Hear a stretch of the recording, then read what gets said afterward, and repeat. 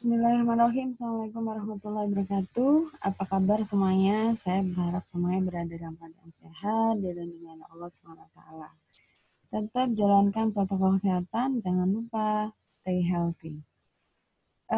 Terima kasih kembali bertemu dengan saya, Otik Widya Sutik dari Prodi Kesmas UM Pontianak. Semoga dalam pertemuan kita kali ini, meskipun Anda hanya bisa mendengar suara saya, tetap lancar sampai akhir. Baik, pada pertemuan kali ini di mata kuliah pemasaran sosial, saya akan membahas tentang bauran pemasaran atau di marketing mix. Oke, langsung kita pada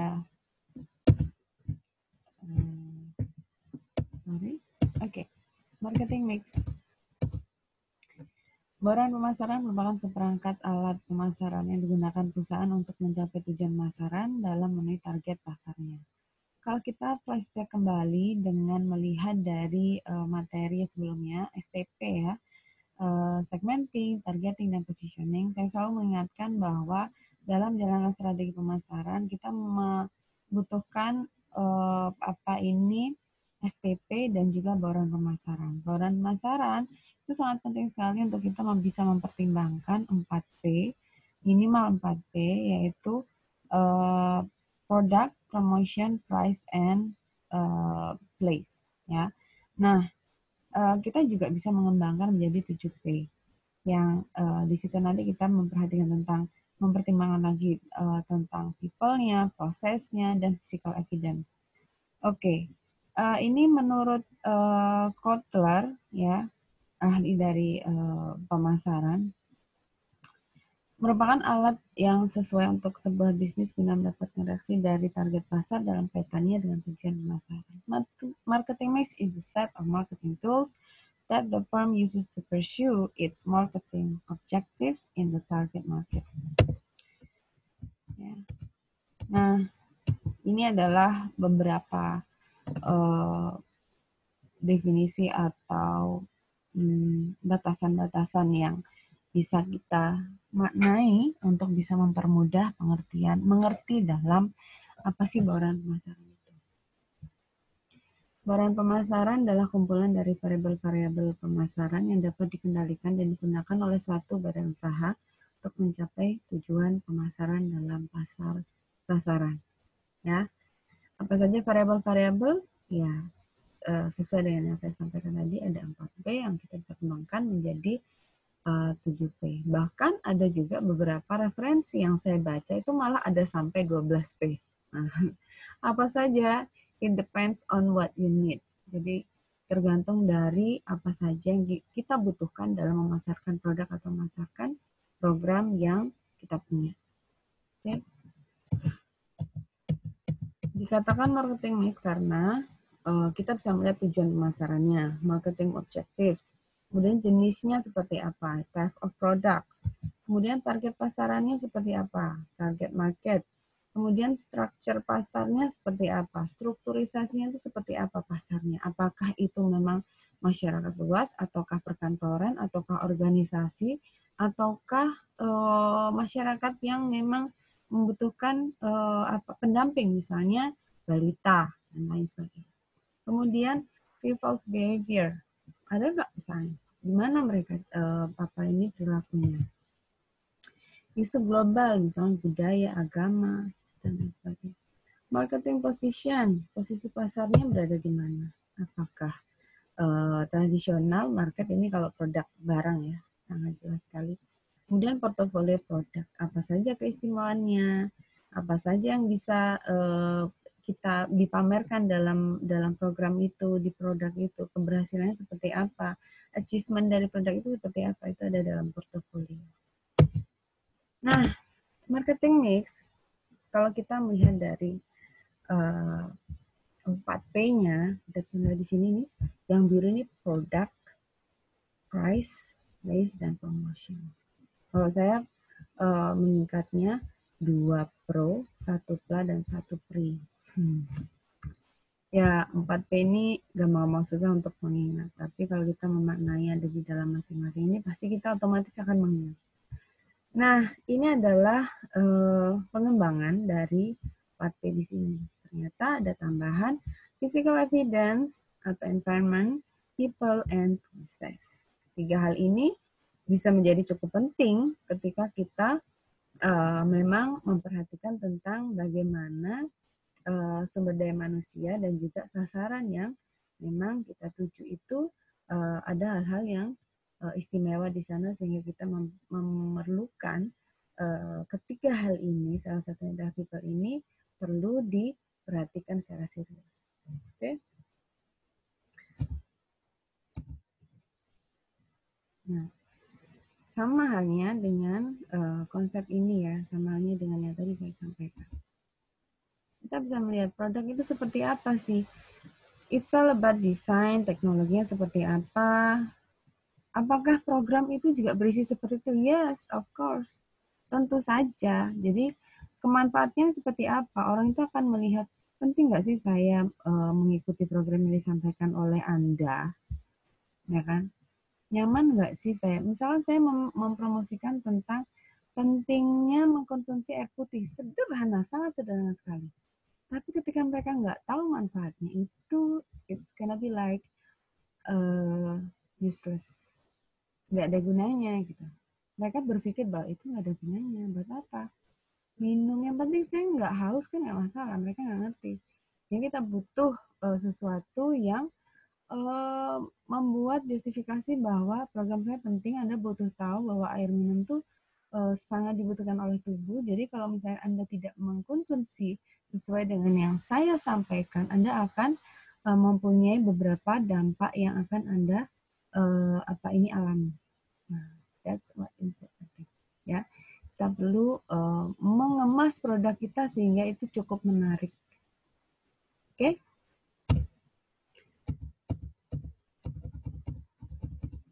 Ini ya. Ada beberapa hal dalam produk itu yang perlu kita pertimbangkan. Termasuk yang tadi saya bilang bahwa ternyata branding itu masuk di dalam produknya. Ya. Oke.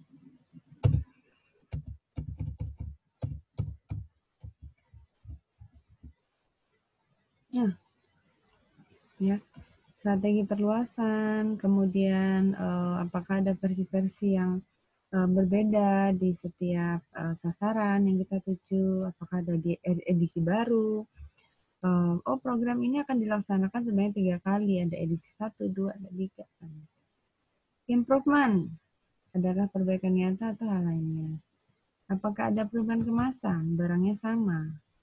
Programnya sama, tapi dikemas dengan hal yang berbeda, dengan kemasan yang berbeda. Oke. Nah, sekarang kita memperhatikan tentang price.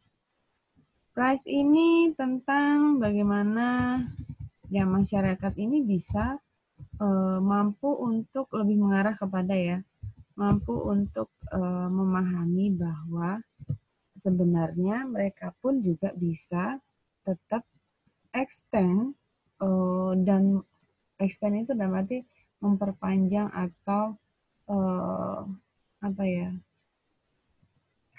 yang mempergunakan kembali, melanjutkan apa yang sudah pernah dilaksanakan pada saat program pertama itu dikenalkan. Melalui apa? Dengan mempertimbangkan price ini. Pricing ini perlu sekali sehingga mereka mengetahui berapa pembiayaan yang dibutuhkan. Apakah benar-benar free of charge, bebas biaya, ataukah ada biaya tapi yang karena sudah ada pembiayaan sebelumnya, misalkan ada dana hibah dan lain sebagainya, itu perlu mereka ketahui. Dan seandainya pun tidak ada, kita perlu menyampaikan bagaimana bisa mengadakan pembiayaan ini. Bagaimana mereka bisa mengajukan proposal-proposal untuk bisa membantu dalam pembiayaan.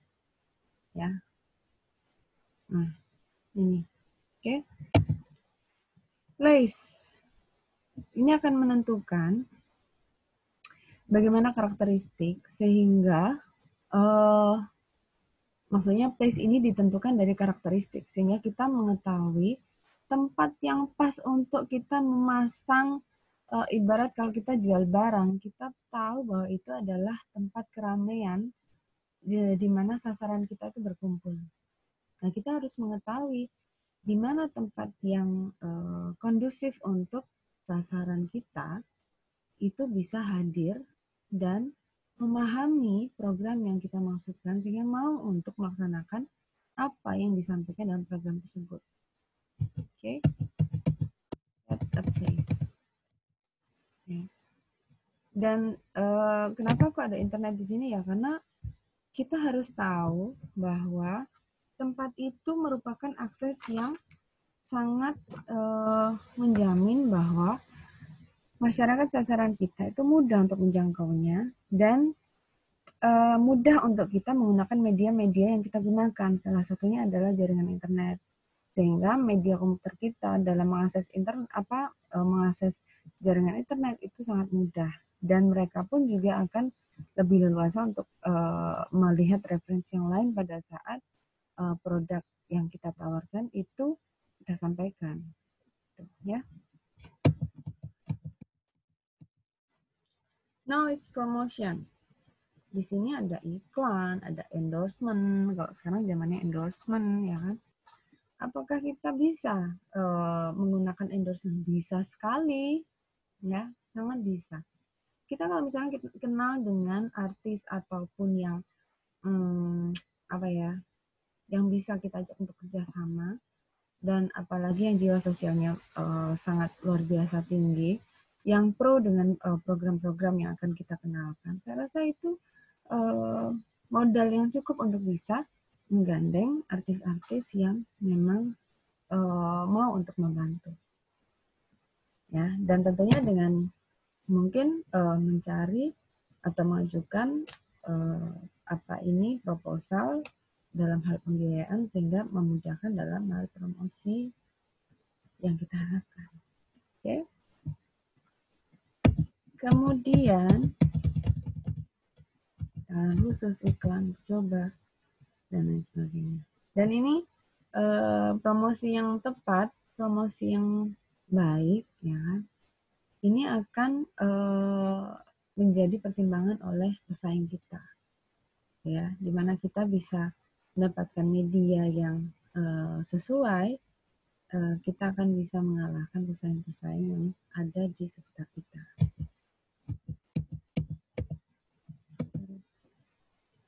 Ini contohnya. Ini adalah media-media dalam kita bisa mempromosikan. Kita lihat di sini, ini luar biasa, ini besar sekali baliho yang seperti ini, kan bukan baliho, ini kayak yang ada di ini, ya kurang lebih lah ya, ini ini baliho.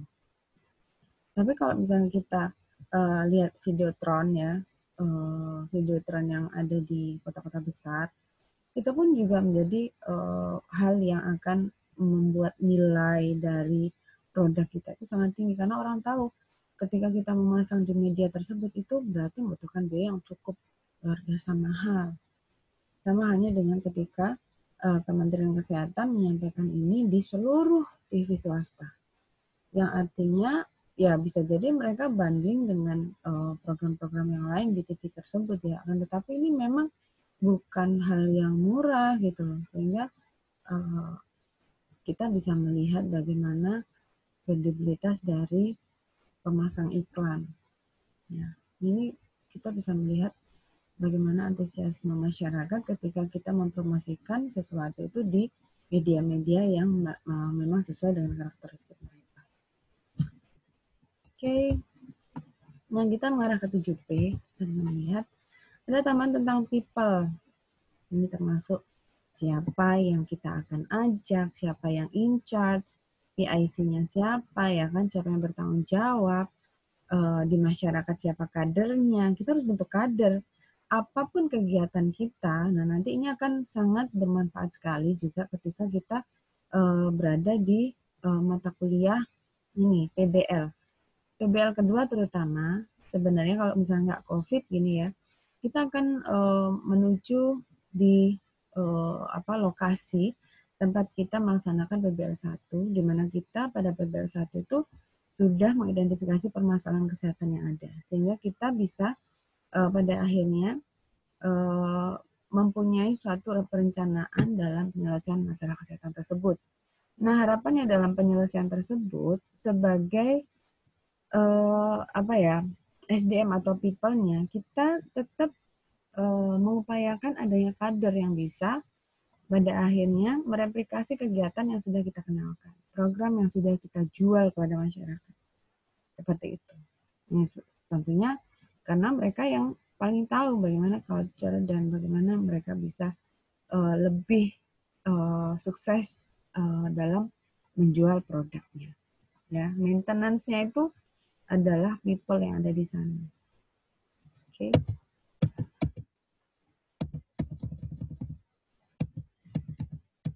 Nah, di sini ya. People represent the business. Orang mewakili bisnis.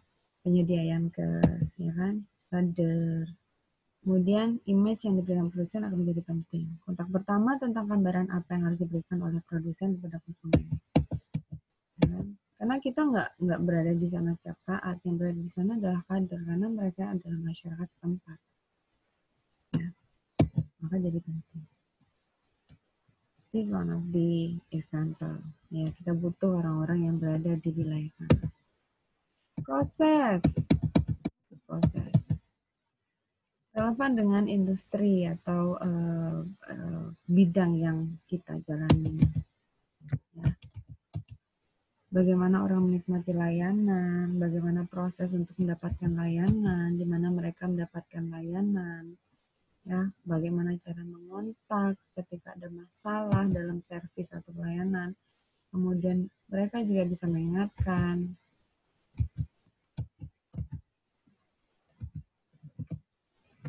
Okay, that's process. Jadi mempelajari tentang proses itu juga penting. Okay, ini adalah proses. Mengidentifikasi masalah, ya kan? Di dalam pelayanan kesehatan ini juga diidentifikasi masalahnya. Sampai pada akhirnya dibutuhkan satu FGD untuk bisa menentukan seperti apa sih sebenarnya solusi yang tepat, program yang tepat untuk kita bisa buat dalam menyelesaikan masalah kesehatan yang muncul. Ini kita coba untuk kembali melaksanakan identifikasi masalah.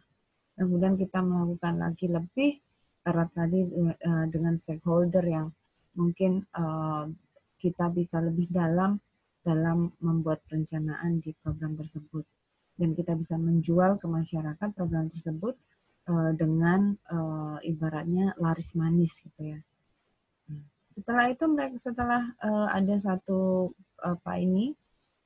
keputusan, maka disitulah kita bisa melakukan satu tindakan-tindakan yang diperlukan, ya kan?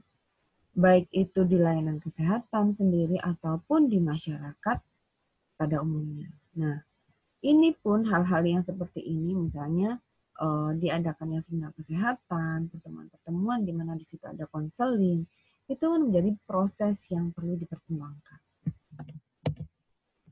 Physical environment atau evidence. Outcomes, ya, apakah bagaimana capaian? Ini paling penting nih nomor 7 nih, kasus menurun. Physical evidence itu gimana cara untuk melihat outcomes-nya seperti apa? Mungkin tidak bisa secara langsung kita bisa lihat ya. Tidak selalu, karena kalau misalkan itu kuratif mungkin bisa dalam jangka waktu 3 hari kita bisa melihat perkembangan apakah dia sembuh atau enggak ketika kita berikan obat ke dia. Tapi kalau program it's about ini tentang merubah mulai dari pengetahuan, kemudian sikap mereka sampai pada tindakan mereka, tingkah laku mereka. Yang kemudian pada akhirnya tingkah laku ini menjadi behavior mereka. Jadi tidak cukup hanya seminggu tapi mungkin minimal 3 bulan sehingga kita bisa mengetahui bagaimana sih data puskesmas misalnya gitu. Bagaimana sih data sekunder, dan kalau kita perlu kita survei sehingga kita memperoleh data primer terbaru. Dan kita bisa melihat bagaimana capaian hasil dari kegiatan atau program yang kita jual. That's physical evidence. Bukti. Bukti fisiknya apa? Nah, gitu. Jadi kita bisa baca selain physically, ini ya fisiologisnya, tapi kita juga melihat dari hal-hal seperti ini. Ini outcomes. Ini adalah physical evidence. Environment, suasana, kurang lebih sama dengan evidence. Tapi ini lebih kepada lingkungan. Bagaimana lingkungan itu kita bisa melihat. Yang dulunya penuh dengan kondisi banjir misalnya, karena sampah. Sampahnya masih ada nggak ya? Itu environment. Bagian mana asap nih? Program pemerintah berhasil nggak? Dulu suka lampu mati, sekarang bagaimana? Dulu sering seperti ini, sekarang sungainya udah bersih nggak dari ini? Dulu sering macet, sekarang bagaimana? Setelah ada flyover, setelah ada jalan tol. Kalau di Jawa jalan tol ya, kalau di sini ya nggak tahu. Dan seterusnya. This is environment. Ya. Ini salah satu dari physical evidence. Kita bisa melihat, ya. Input kita bisa lihat, proses, output, outcomes, sampai pada impact-nya. Oke. Nah, kita juga bisa melihat bagaimana kita bisa menentukan teknik dalam bauran pemasaran. Ini akan sangat bermanfaat ketika kita bisa mengkombinasikan dengan brainstorming. Karena dalam suatu program atau produk, ya kita perlu mengetahui bagaimana kekuatannya, bagaimana weakness-nya. Dan kita tahu kekuatan dan weakness itu berasal dari internal. Sementara kalau opportunity dan ancaman itu berasal dari luar. Kita perlu listing, ya. Ini brainstorming namanya, SWOT, teknik SWOT. Dari sini kita bisa melihat kalau kita combine dengan bauran pemasaran, kita akan mengetahui kekuatan kita ada di mana sih sebenarnya. Nah, coba Anda bisa buat seperti ini. Pasti akan seru. Coba Anda pilih salah satu produk atau program kesehatan. Anda bisa buat seperti ini. Anda bisa buat matriks SWOT bauran pemasaran.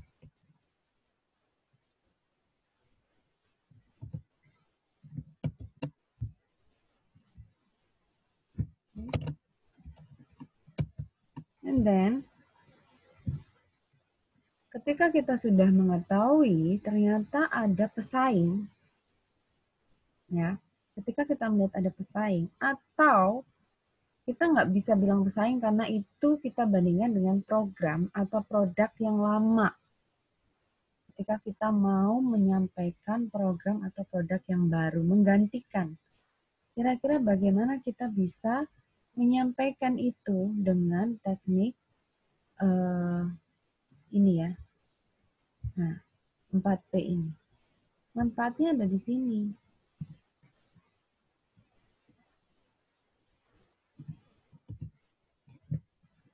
Nah, ini contoh yang sangat realistis sekali ya. Anda bisa membuat seperti ini. Jadi mulai dari Anda buat SWOT-nya dulu, kemudian Anda letakkan ke 4P, baru kemudian Anda buat masing-masing produk yang akan Anda compare-kan, akan Anda bandingkan. Situ akan bisa terlihat bagaimana keunggulan dari program atau produk yang akan Anda jual. Oke, saya rasa cukup sekian dari saya tentang bauran pemasaran. Mudah-mudahan bisa bermanfaat dan I'll see you next. Terima kasih. Assalamualaikum warahmatullahi wabarakatuh.